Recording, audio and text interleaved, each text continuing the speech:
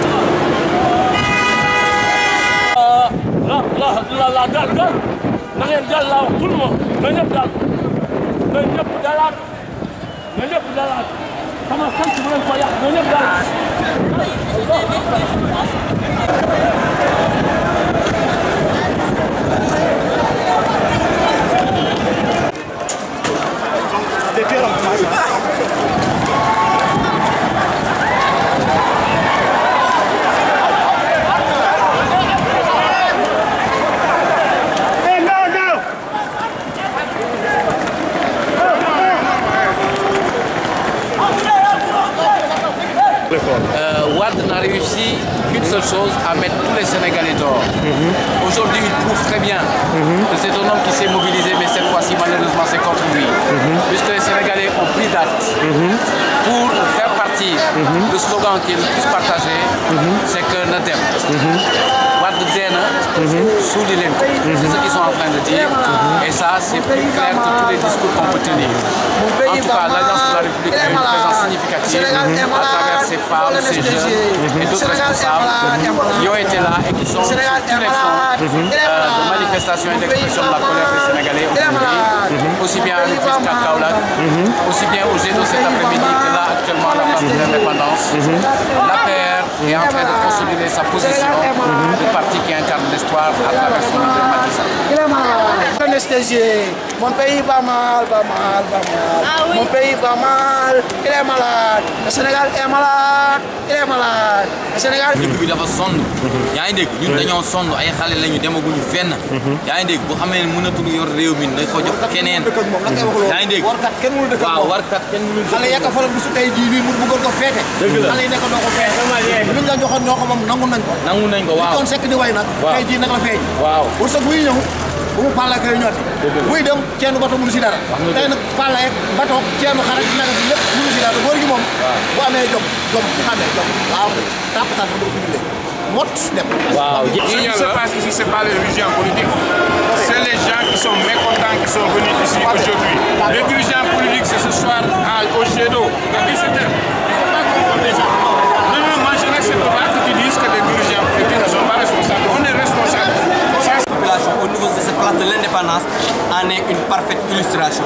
En tout cas, nous, on a commencé la protestation et on va la terminer le 26 février 2012 quand Wade va rendre le tablier pour passer le témoin à un autre. Nous disons à l'État, à Wade, à son armée et sa police que les gens n'ont pas peur parce qu'ils ont essayé de nous intimider pour qu'on ne sorte pas. C'est pourquoi le ministre d'État Cheikh Tidiane Sy, avec sa triste illustration hier, s'est montré avec un désaveu extraordinaire. De toutes les manières, nous on est là, on sera là jusqu'au 26 février. Les jeunes doivent saisir cette opportunité pour aller s'inscrire sur les listes électorales. Parce qu'il y a 1 300 000 jeunes qui ne sont pas inscrits. Et aujourd'hui, c'est ces jeunes-là qui doivent faire quitter Wade en 2012. Donc, de grâce, les jeunes allaient s'inscrire.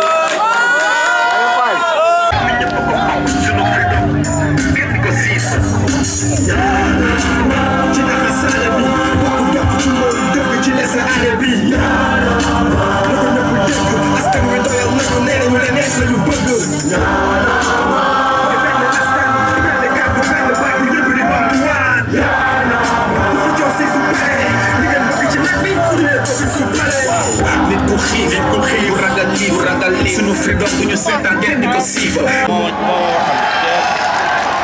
ma ñëw dama ay jafe-jafe dama la intégré ma ne ko xaar ma ne ma nit ko am ñaar fukki at ak juróom-benn di ko defal lu ma ko soxal muy faru am juróom-ñett fukki at du juróom fukki at ci avocat naxe dong lay def réew mi waaye du nax réew mi dong mooy defar réew mi te di leen di jafe-jafe ci ñëpp nag loolu man ma waxoo leen ñu ko woon. waaye nag lu dul jeexamul. mais loolu ñun xale yi waxuñu ñu ko woon. dawlatul baatil saa wa dawlatul haq ila saa. Maintenant, on a le même objectif, c'est le départ de ce régime de merde qui est en train de polluer notre société. Donc, on a le même combat. Alors, il faut qu'on unisse nos forces. D'accord. C'est plus spontané. Les mouvements citoyens sont en train de voler la belle aux politiques. Oui, mais bien sûr, parce que partout dans le monde, on a vu la limite des politiques. Maintenant, c'est pour cela que des mouvements spontanés comme ça sont en train de naître et j'espère qu'ils vont grandir. Mais quand même, quoi qu'on dise, c'est les politiques qui gèrent les États, c'est les élections qui amènent les politiques au moment du résultat à diriger les pays. Alors, à moins que nous voulions un gouvernement anarchique, à moins que nous voulions un gouvernement basé sur le chaos, nous soutenons ces mouvements de jeunesse, mais pour le moment, la force démocratique qui est basée sur la justice et l'équité. C'est pour cela qu'en tout cas, nous les écologistes, nous soutenons tous les mouvements de revendication. C'est la revanche de la démocratie directe sur les institutions. Inch'Allah, espérons. C'est en tout cas ce que nous voulons. D'accord, merci. Comment vivez-vous cette journée du 19 mars?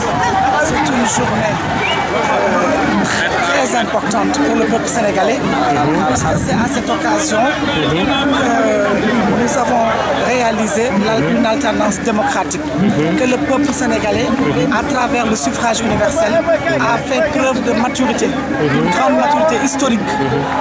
Depuis l'indépendance, nous n'avons jamais pu changer de régime politique, et à cette occasion, en 2000, nous avons fait preuve, le peuple sénégalais a fait preuve d'une grande maturité politique. Et aujourd'hui, il est question justement de consolider et de redynamiser cette marche démocratique du peuple que nous avons entamée jusqu'en 2000 pour avoir ce résultat. Et il n'est pas question aujourd'hui de laisser quelques individus, un groupe d'individus saborder tout le travail de tout un peuple. C'est pourquoi nous sommes mobilisés pour dire non à cette nouvelle forme de gouvernance dans le pays, pour dire non à l'intimidation, pour dire non à toutes sortes de manœuvres de diversion. Aujourd'hui, ce gouvernement nous a conduits dans l'impasse sur le plan énergétique. Ce gouvernement viole les droits économiques, les droits sociaux, les droits culturels du peuple sénégalais. Ce gouvernement, aujourd'hui, est disqualifié. Mais ce qu'il faut retenir depuis hier à partir de minuit, c'est que ce gouvernement est aujourd'hui comme une bête hébétée qui, aujourd'hui, agit dans tous les sens, se débat dans tous les sens et est incapable de discernement. Puisque les accusations graves portées sur le mouvement Tekki sont particulièrement fallacieuses et procèdent d'une incohérence même du régime politique.